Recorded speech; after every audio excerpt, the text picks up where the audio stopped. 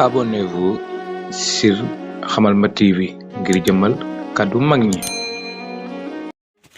asalaamaaleykum wa rahmatullahi taala wa barakaatu mbokk jullit yi ñu ngi leen di nuyu di leen ziar bu baax di leen ñaanal jàmm te di ko sàkk si yéen bu baax a baax di leen wax ngeen gën di abonné bu baax seen chaîne bi di Hamalma TV te bës cloche de notification yi ngir suñ dugalee vidéo yi ngeen mën di ko jot en direct di wax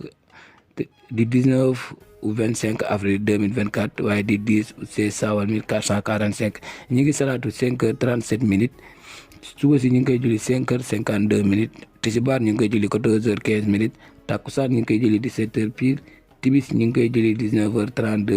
geewee ñu ngi koy julli 20h32 di wax heure yi ñu joxe ni mu nekk heure Ndakaaru waaye yeneen localité yi nga xamee ñoo toppal ci Thiès yaa ngi def moins de 1 minute Saint-Louis yaa ngi def moins de 3 minutes Louga yaa ngi def moins de 3 minutes Diourbel yaa ngi def moins de 5 minutes Kaolack yaa ngi def moins de 6 minutes